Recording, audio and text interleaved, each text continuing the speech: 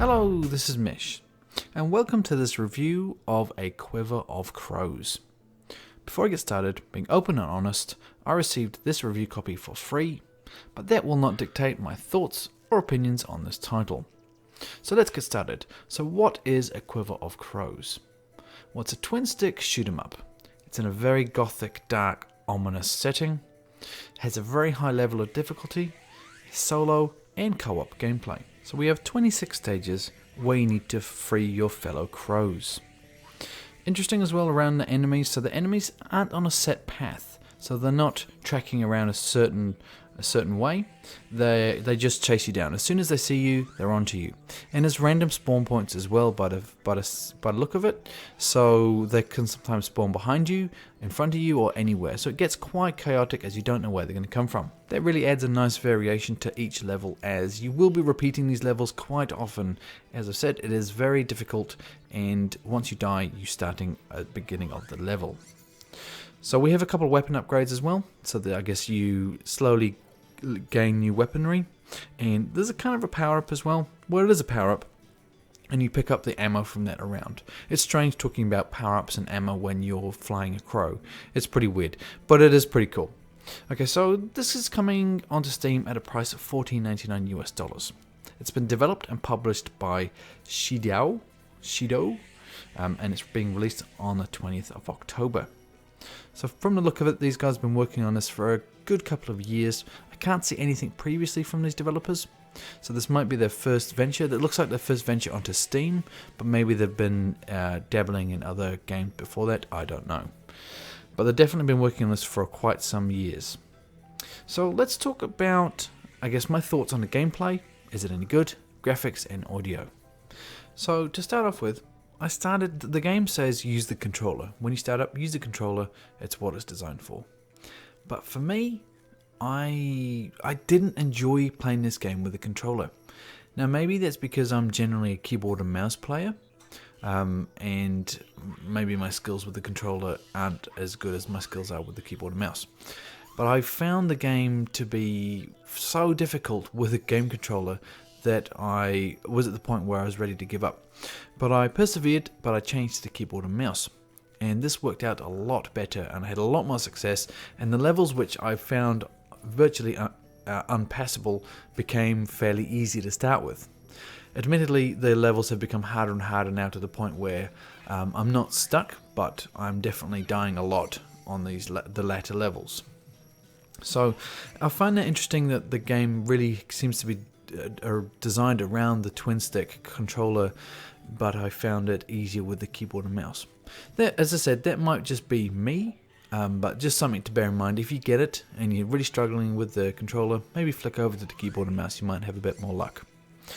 So with the keyboard and mouse, bear that in mind. That's how I played it. How did it feel? I guess the crow felt alright. The weaponry that you get an upgrade at the start. Every level you get a new weapon, and they also upgrade. That goes on for about 6 or 7 levels, and you also get a power-up. So the idea of the level is you need to work your way along and free your fellow crows. When you do that, you unlock the end, and then you fly through. So the actual combat against the enemy, it's interesting. There's many different enemy types, and you start.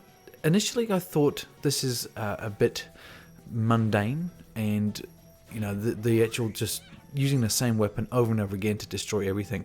It was working for me.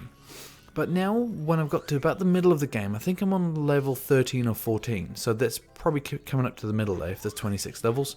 There are a few bosses here and there, so, give or take a bit. So, at that point in the middle, I need to swap between my 3 main weapons. So, at the moment, in the middle, I've got a kind of a weapon which kind of sprays. It's very weak, but it's got a big angle on it, big spray angle. Another one which is very powerful, and it's almost like firing little laser beams. And another one which is a kind of a tractor beam type of thing. And they're powerful against certain enemies.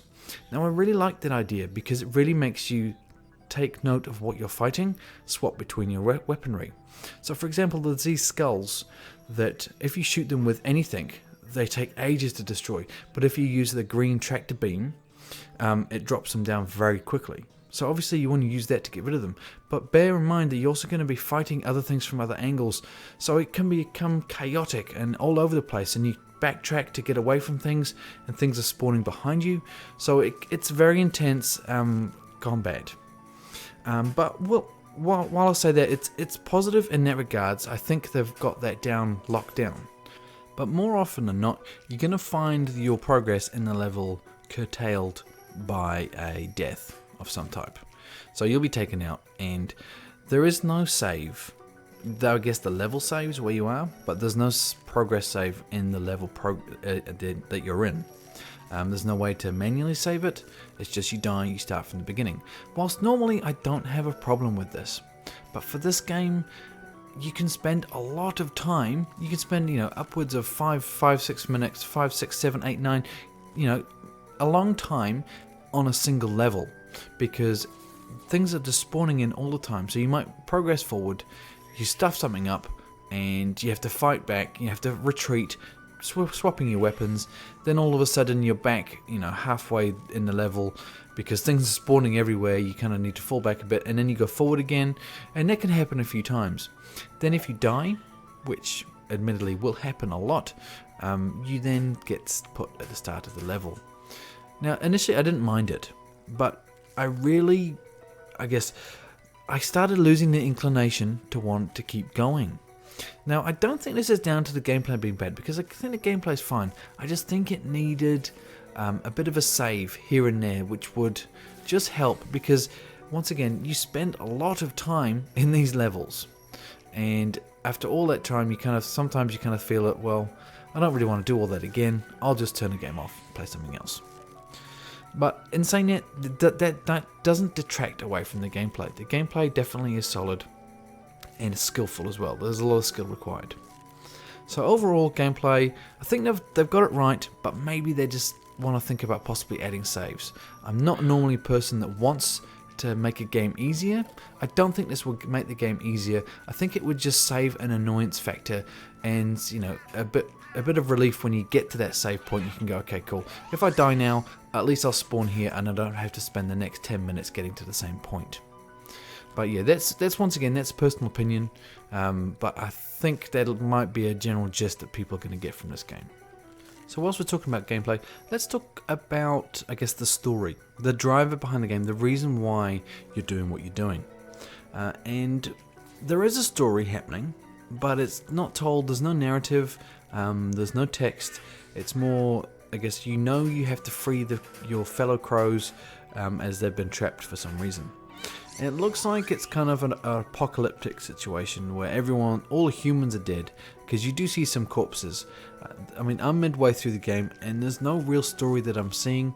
There's definitely hints of something happened in the background, and I wonder if you'll get more hints and a bit more information as you go on. I like it when stories are delivered that way. They're not hand-holding, it's more of a suggestion. It can be quite powerful if it's done right. So at the moment, I'm sensing a story coming through, but it's nothing concrete in the middle of the game. Okay, so let's move on to graphics. So graphically, the game has definitely a unique design. It's got that kind of gothic, the dark setting, and it's got some interesting components visually which tie in graphically. I guess sometimes there's things that you can interact with. And you think they're background on a parallax level, but they're not. Some of them are in the foreground, and you can interact with them. Every now and again, there's things like a wind turbine which you can shoot, and there's like a skeleton you can shoot, and also the crow cages, you can shoot those. So there's a lot of interactable things. Visually, it just puts a unique twist on it. Because sometimes you think it's in the background, and then you realise, actually no, that's in the foreground. I guess the things like there's chains as well. Like a chain, you think is just something that's just a sprite in the background, but you realise that actually you've flown into it and you can't go past it because you need to go around it. It just adds an interesting twist for me. But yeah, visually it's definitely unique. It's very simplistic, but it works. The animations around the crow, I think they could have been a bit better. There's no animation for if you stop flying. The animation around the weaponry is also very simplistic, and to the point where I think that could have been improved a bit. It just seems a little janky around that. It's not, I guess it's not glaringly obvious, but for me I definitely picked it up. The a little tweaking around the crow and its firepower would have been nice. Okay, let's move on to audio. Audio, the soundtrack definitely matches the aesthetic of the game. It's eerie and it's ominous. It's nothing. The music's not fast paced at all. It's very slow paced. Initially, I thought that was a bad choice, but the more I played it, the more I kind of started to. Whilst the gameplay is very chaotic and very fast, the setting you're in is quite calm, and the music is quite calm as well. It's quite a strange combination, but it definitely works. But yeah, audio is okay. There's, I guess, the sound around the weaponry, I think that could be improved. I don't think the assets are very good for those, but it's okay. I mean, the music is the standout in the audio department. Okay, so all in all, I mean, do I recommend this title? $14.99 is... It's a little bit expensive, I think, for what you're getting here. 26 levels. And I'm halfway within 2 hours.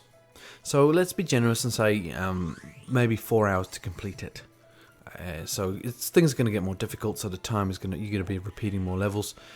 So I don't know. I mean, it's hard to make a call like that because maybe the levels get a lot bigger as they go on. But I wouldn't say so. I mean, they're probably going to stick to a similar format. So yeah, one would say 6 hours. I would think something like that. So for $14.99, I'm kind of struggling to recommend that for that price. I mean, it's definitely a fresh take on a shoot 'em up game, twin stick game. It feels fresh. It's if you're after a kind of a gothic, strange indie title that the gameplay is very difficult, this might be something you want to look at. But if you just want to pick up a casual kind of shoot 'em up, this might be a little bit expensive because you can get other titles which have a lot more content for less price. But I mean, that doesn't mean this game is bad. I don't think it is at all.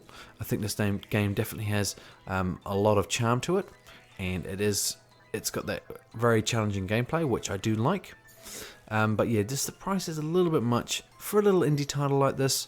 I think they kind of should have gone for at least under the $10 mark, just to encourage more people to pick it up, because once again, that kind of comparison between other games that are tried and true and have a lot of content versus an indie title where you're taking a bit of a risk. You might not like it, you probably wouldn't take that risk.